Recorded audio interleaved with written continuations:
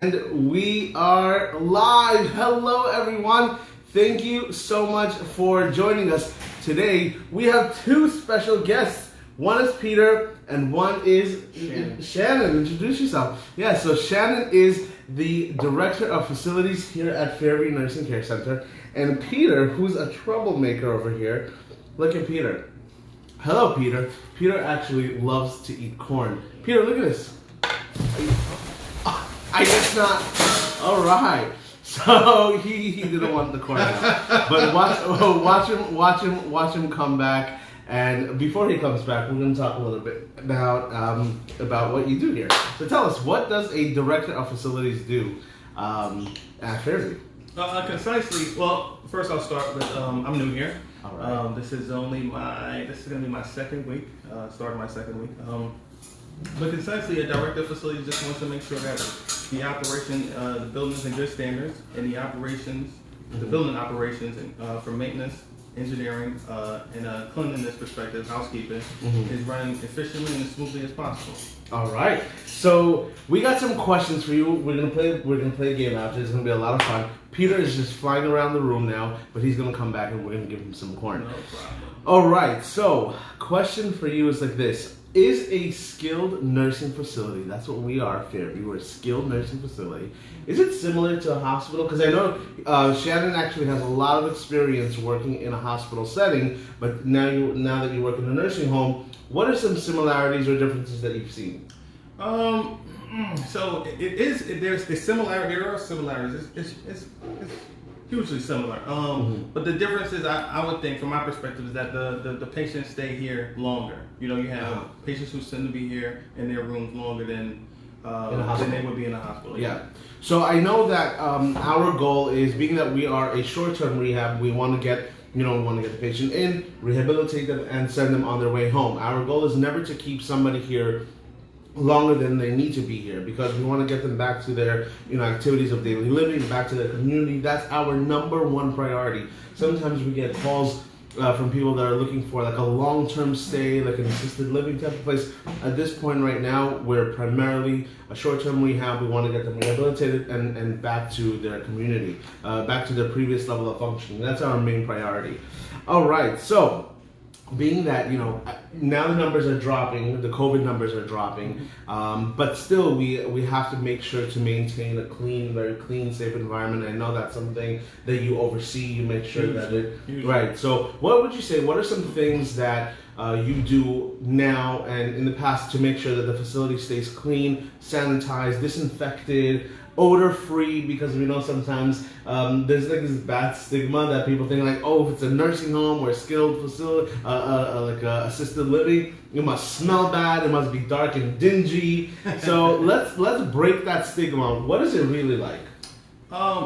Well, I gotta be honest, I've been here, this is like my 7th day, I haven't smelled anything. All right. And I think that's attributed to the rounding. You have to consistently, definitely. You have to consistently round on the patients. You have to consistently round on floors, check the state of cleanliness. As long as the state of cleanliness is intact, then you should never smell any odors or anything. Even if someone, let's say for instance, there's feces or there's someone defecates on themselves or anything like that, as long as the appropriate care is taken, right, there should never be any foul odors, especially for an extended period of time.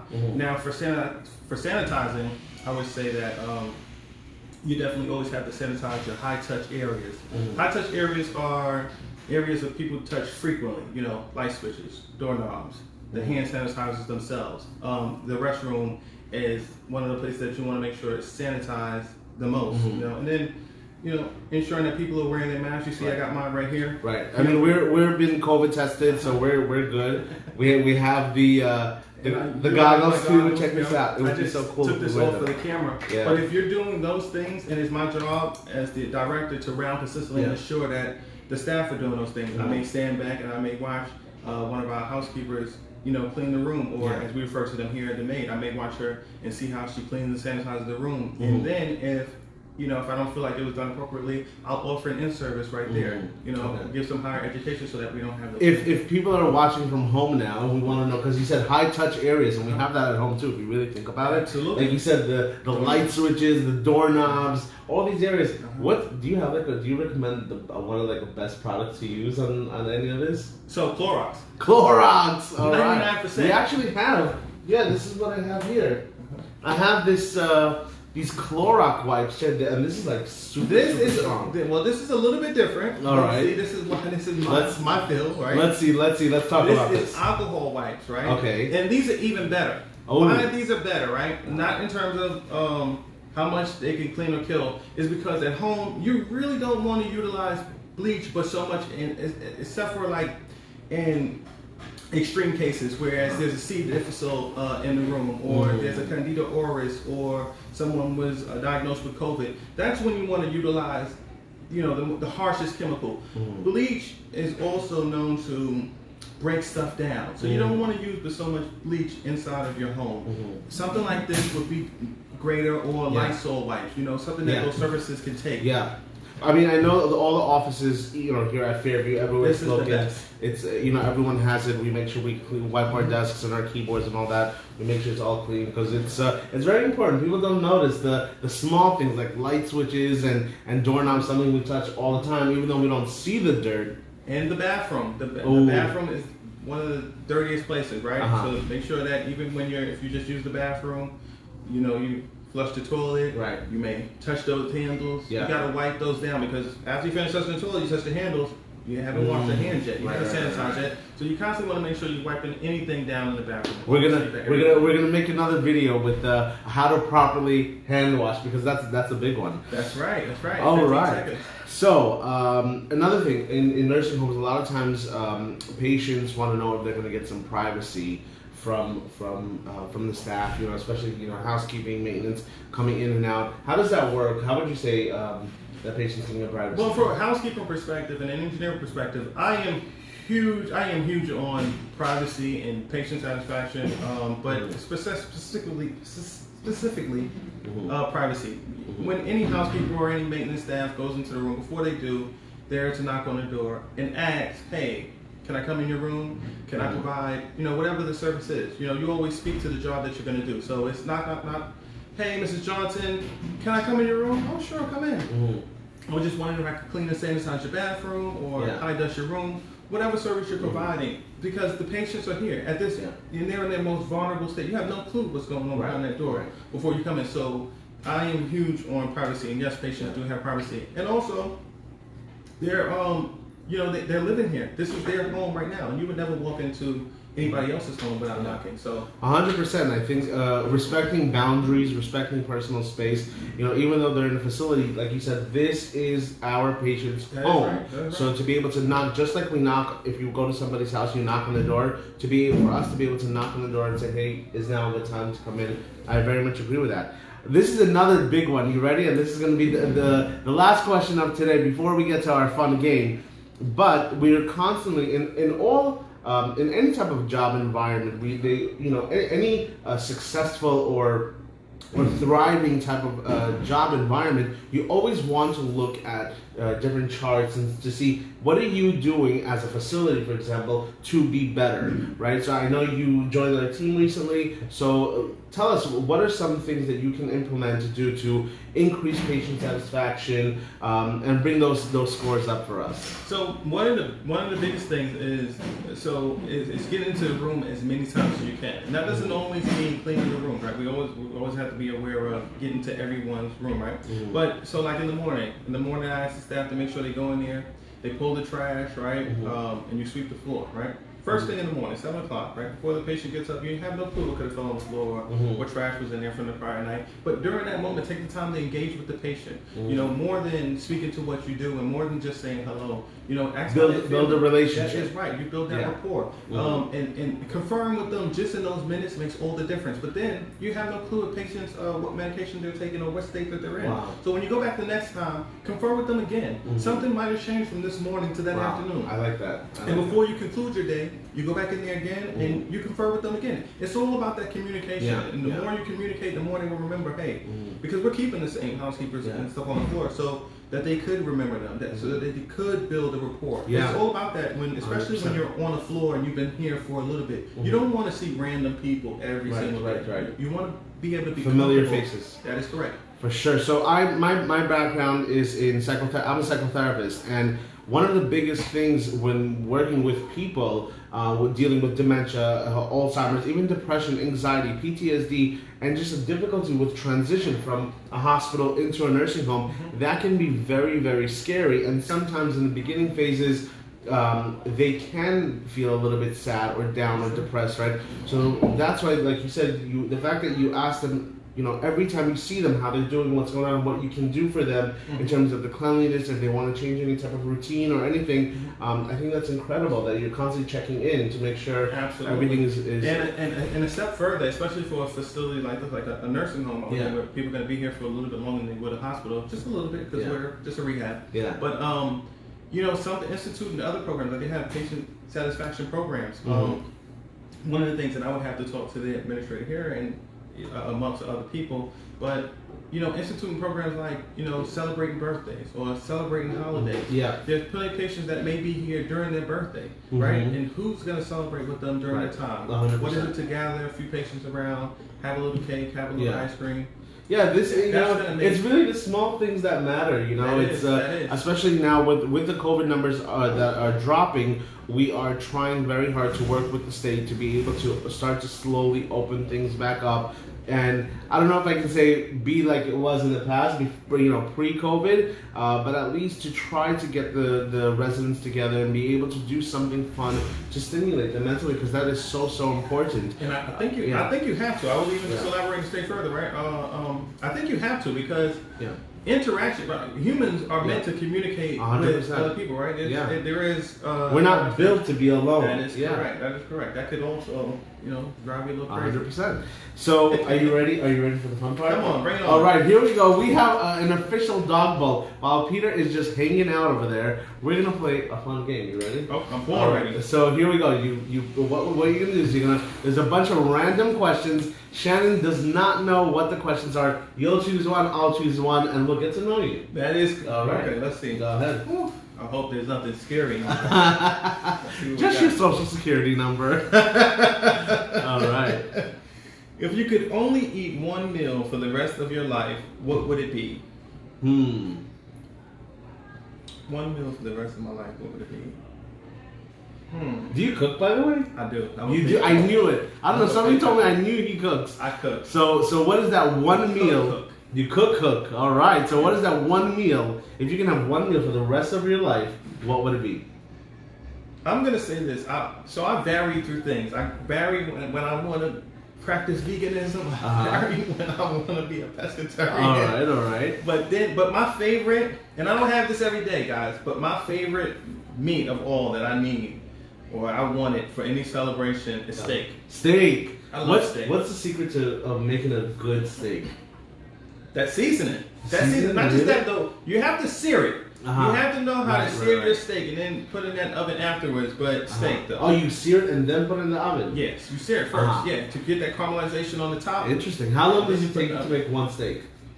Not long. Your sear is between each side is a minute or less, right? And then in the oven for 5, 6, 7 minutes. Depends. What kind of oven do you have? I got a convection oven. Do you match that with like some red wine or?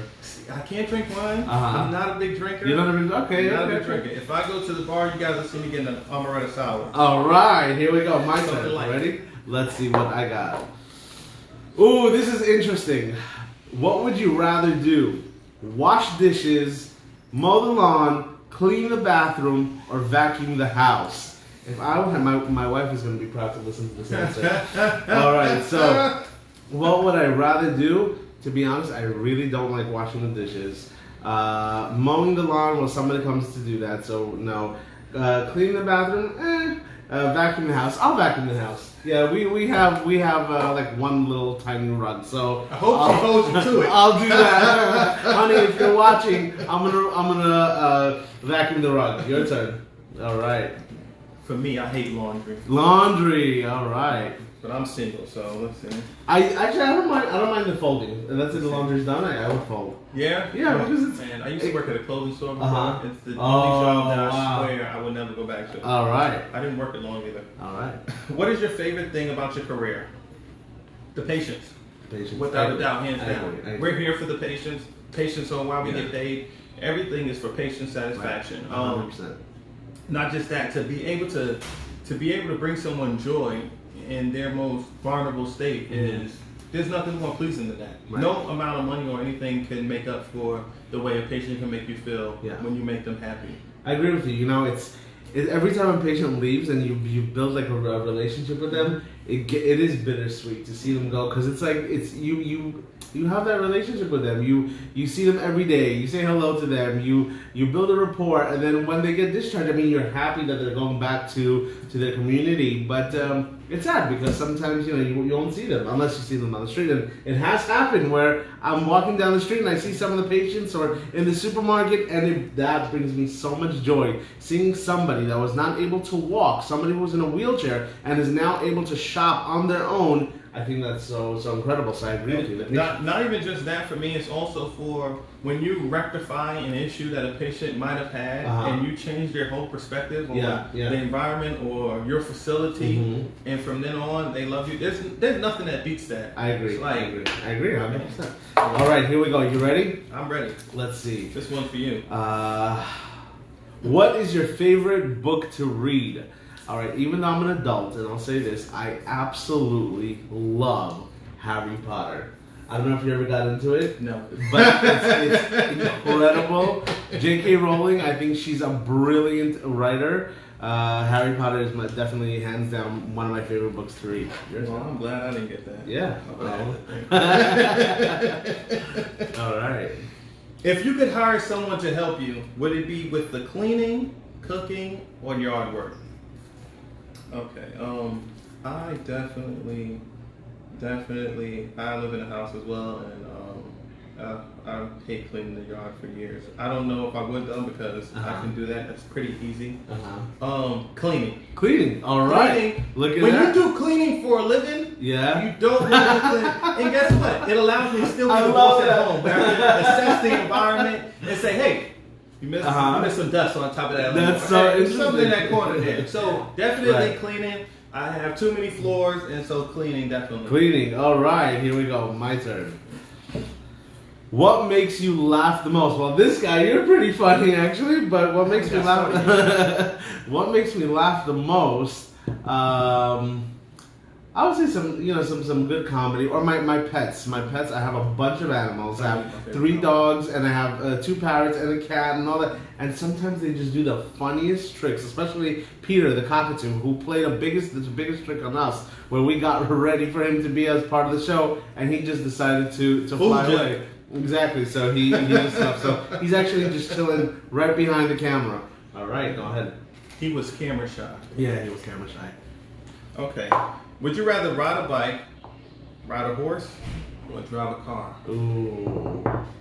I gotta tell you, drive a car. Drive a car, really? I mean, I do it every day, but out of them all, nothing beats driving a car because there's just a multitude of cars that you can do. Is it like you're like calm, a place where you can just like think and have your time? So let me tell you, my favorite time to drive a car, and this is why I said this, because my favorite time to drive, though, is in inclement weather. Believe it or not. Really? Inclement weather. I love to drive in snow. Can I say something? You're not alone. I like that too. Yes. Rain, when it's like rain, I love that. Yes. I feel like it just gets me in like this headspace. Yes. Where it's like it's such a good vibe and it's calm and right. So I mean, now the driving has always been calm, but my mind. Exactly, your mind. Yes. The car has slid sometimes. It's in the power of your mind, right? Well, let's be safe on the road. What is your proudest accomplishment? Wow, for me, I would say my proudest accomplishment probably like getting my license, like my to be a therapist. That was my proudest accomplishments. I till this very day, I graduated years ago, and I'm very proud of that. Yeah, your turn. One more. What form of public transportation do you prefer? Air, boat, train, bus, car? at this very moment, I have to say car. Car, yeah, there you go. And reason why is because, especially with today, you have no clue who's coming on the bus or who's coming on any form of public transportation, right? The car is just yourself, whether you're in an Uber or you're driving yourself. At least it's a confined space, right? Talking like a real director of environment to making sure everything is sanitary. I love how you just brought that right back around. Right. But yeah, I hear you. All right, our last question. That wasn't made up, guys. That was all random. Yeah, he didn't know. He did. I love how that's what question came to you, and the question about animals came to me. So, what is your favorite zoo animal? My favorite zoo animal, it'll probably be between. It's so hard to say, but top three. If I can say top three, it would probably be the monkey, the elephants, and like the lions. Like the lions or tigers. I feel like that's so exotic. I'm working on getting a monkey. I have to get the licensing for it first. But you have to go through a lot of loopholes in order to get it because you cannot own monkeys. It's illegal. Yeah. So in order to do it, you have to get like a special permit and all that. But if that works out for me, then I will do it, and I'm not even bring it to Fairview. I'm not the biggest animal lover. Don't judge me. Don't tell them. But I do like. We're working on it. I said niggas. I don't have any problem with that. But I do have monkeys. I don't own any pets, is what I mean, right? But I do like monkeys, and I did get to hold a monkey recently. Where did I go? You held a monkey? Yes. What? In Mexico. That is crazy. Last year. That's definitely on my bucket list. That to hold a monkey. Yeah. Well, thank you so much for joining us today. It was a pleasure. We're so happy to have you as part of the team, and we're very lucky to have somebody with all this background and the knowledge to be able to, make sure that our residents are safe, happy, everything is organized. And once again, thank you guys so much for joining us, and thank you for being a part of this show. And Peter, who just decided to fly away, we got him some corn, but I guess he didn't want it. I would say thank you for having me, and of course, it's a pleasure, and I appreciate the opportunity that you guys have afforded me, even with my experience. You guys still afforded me an opportunity to 100% be the betterment of this facility. 100%. Well, thank you so much. Thank you guys, everybody, for joining us. Stay tuned for our next episode.